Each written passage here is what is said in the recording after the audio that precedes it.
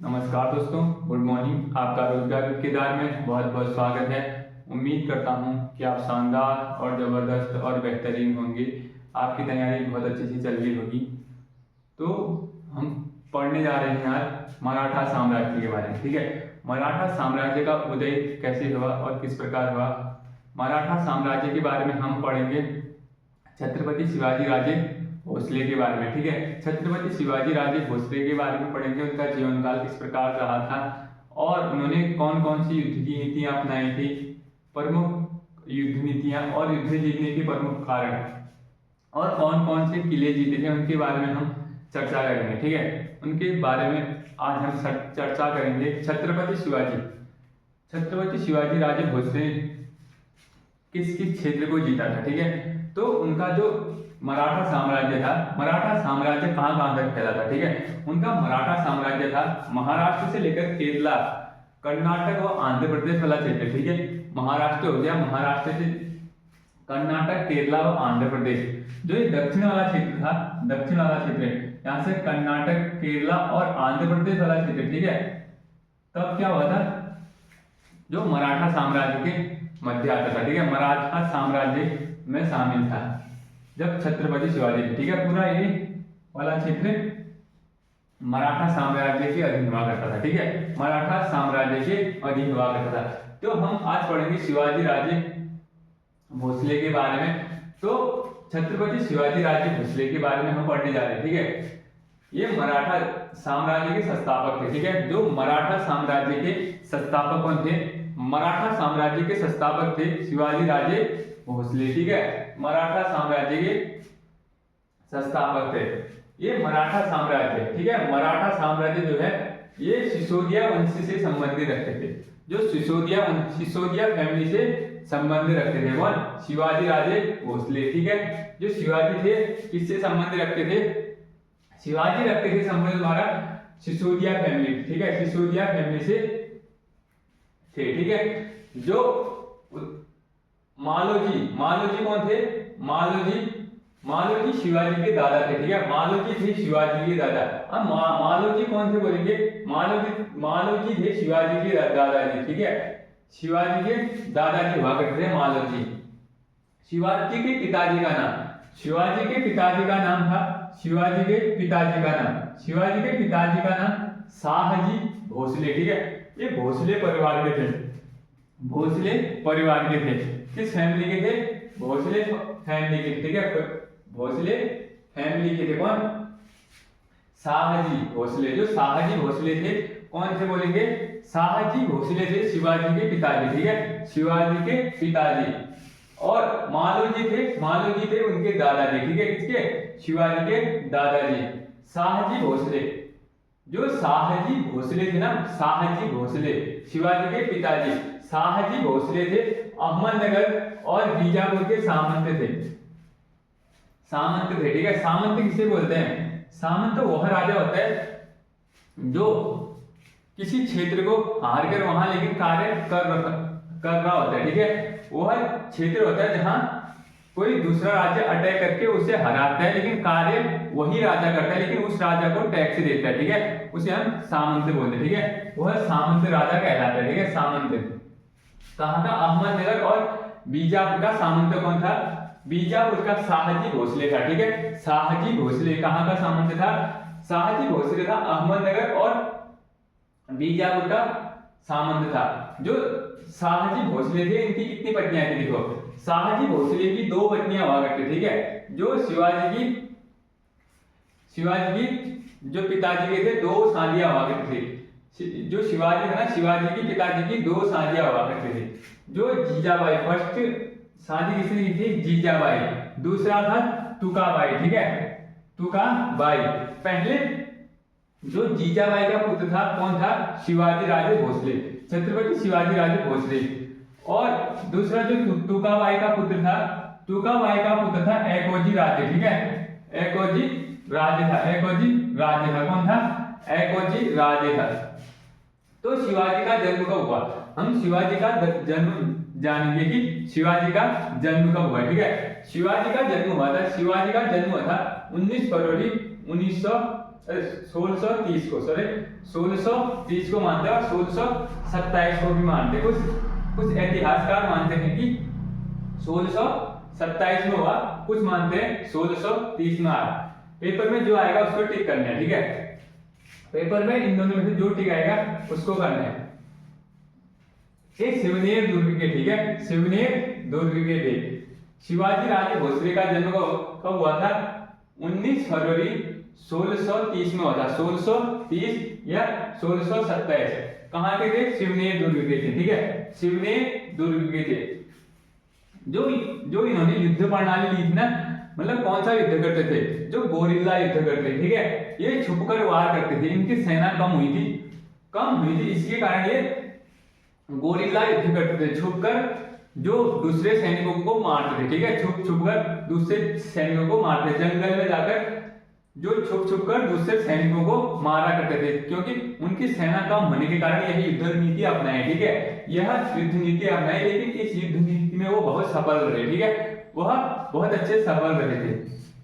अब इनके संरक्षक, ठीक है, इनके संरक्षण शिवाजी क्या थे? बहुत छोटे ही थे। उन्होंने क्या किया? राज्याभिषेक किया, ठीक है, लगभग 15-16 साल की उम्र में ही राज्याभिषेक कर लिया था, इसके टाइम पे इनके संरक्षक कौन थे? इनके संरक्षक थे दादोजी कोंडदेव, ठीक है, जो दादोजी कोंडदेव इनके संरक्षक थे। दादोजी कोंडदेव इनके संरक्षक थे। किसके संरक्षक थे बोलेंगे? शिवाजी के संरक्षक थे, ठीक है, संरक्षक थे। जो आध्यात्मिक गुरु थे, ठीक है, आध्यात्मिक गुरु कौन थे? शिवाजी के आध्यात्मिक गुरु, जो आध्यात्मिक गुरु थे रामदास थे, ठीक है, आध्यात्मिक गुरु जो अध्ययन के लिए उनको कुछ सिखाया करते थे, ठीक है, पढ़ाते थे, ठीक है, जो आध्यात्मिक गुरु जो आंतरिक ज्ञान बढ़ाते, ठीक है, वो आध्यात्मिक गुरु रामदास थे, ठीक है, रामदास थे। और ये किससे संबंधित थे? भक्ति काल से संबंधित थे, ठीक है, जो भक्ति काल से रामदास किससे संबंधित थे? भक्ति काल से संबंधित थे। भक्ति काल से संबंधित गुरुओं में से एक थे, ठीक है, भक्ति काल, ठीक उस टाइम भक्ति काल भी चल रहा था, ठीक है, उस टाइम का काल भक्ति काल कहा जाता है। और आंदोलन से जुड़े अन्य व्यक्ति, जो आंदोलन से जुड़े व्यक्ति, उस टाइम के जो आंदोलन से जुड़े हुए व्यक्ति थे, कौन कौन थे? ठीक है, जो उस टाइम से आंदोलन से जुड़े व्यक्ति, संत तुकाराम, ठीक है, जो संत तुकाराम और वामन पंडित हो गया और संत तुकाराम हो गया, ठीक है, संत तुकाराम और वामन पंडित। अब हम पढ़ेंगे शिवाजी की पत्नियों के बारे में, ठीक है, शिवाजी की पत्नियों के बारे में। जो शिवाजी की कितनी पत्नियां हुआ करती थी? शिवाजी की 2 पत्नियां हुआ करती थी, ठीक है, शिवाजी की 2 पत्नियां हुआ करती थी, साईबाई, और साईबाई का पुत्र का नाम क्या था? साईबाई का पुत्र का नाम संभाजी महाराज, ठीक है, संभाजी महाराज। इसके बाद का उत्तराधिकारी यही संभाजी महाराज बनते हैं, ठीक है, इसके बाद संभाजी महाराज इसका उत्तराधिकारी बनते हैं।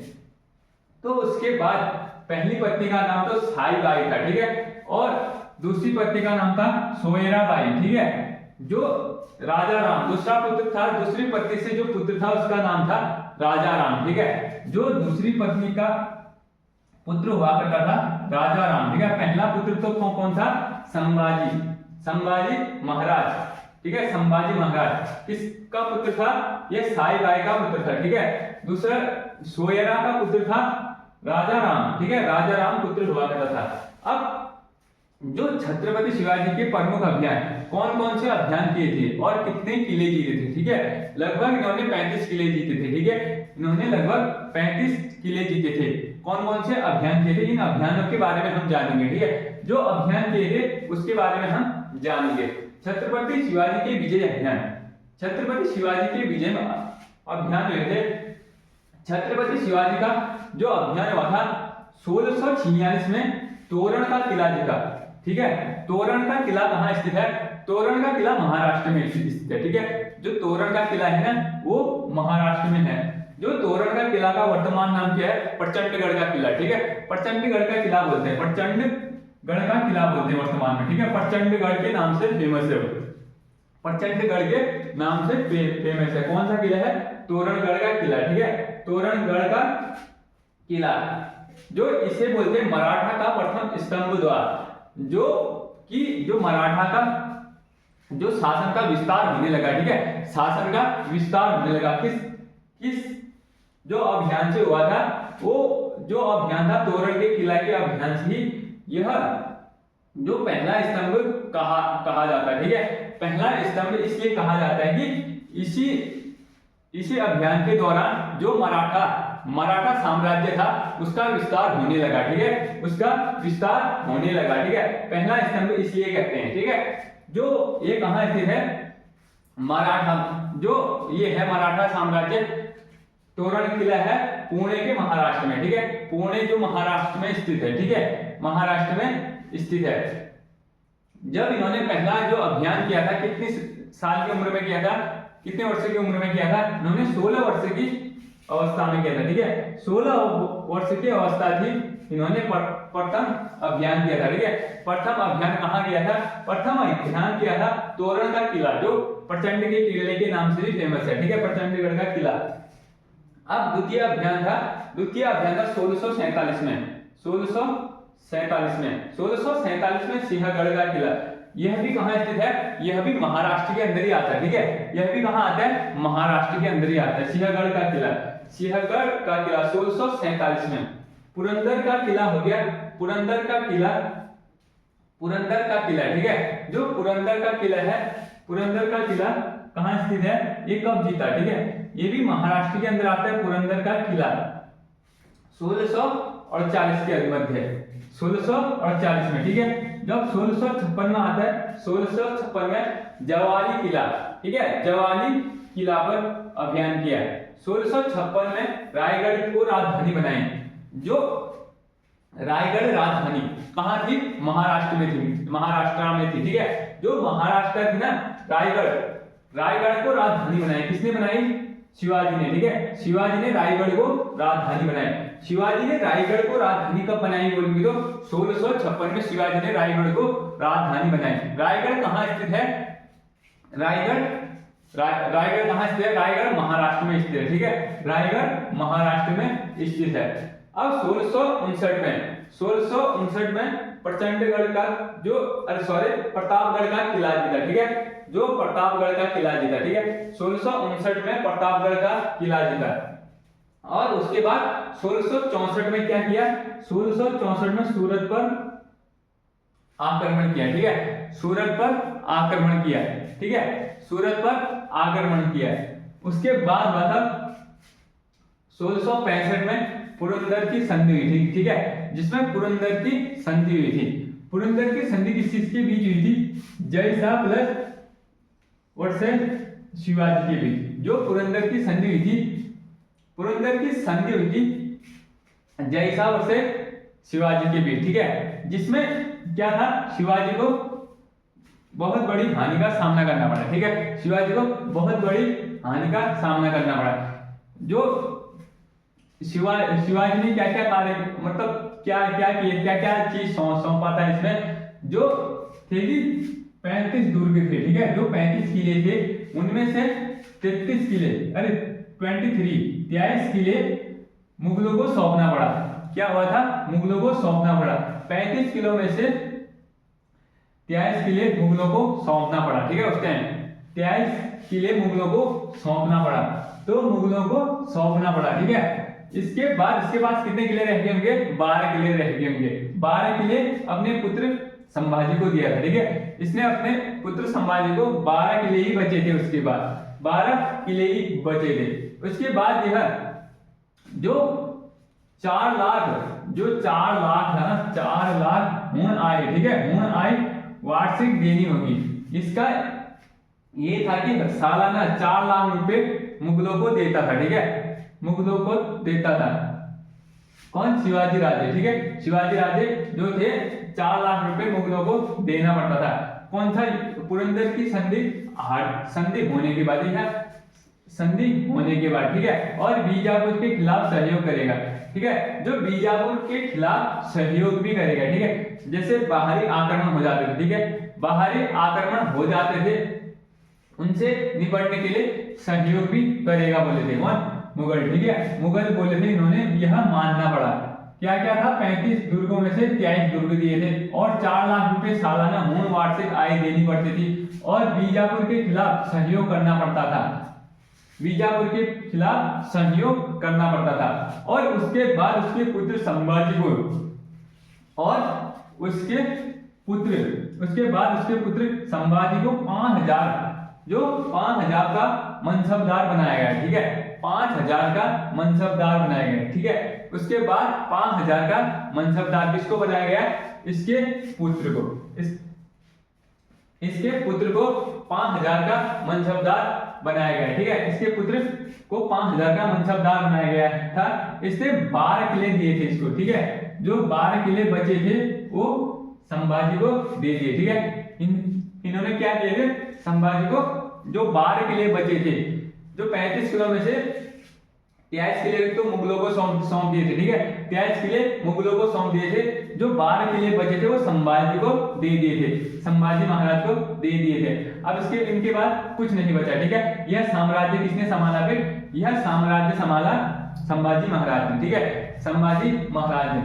फिर इसके बाद हम पढ़ेंगे संभाजी महाराज के बारे में अगली क्लास में। ठीक है, तो इस क्लास में आपको क्लास अच्छी लगी तो कमेंट करें, शेयर करें और सब्सक्राइब करें। जय हिंद दोस्तों, जय हिंद, जय भारत।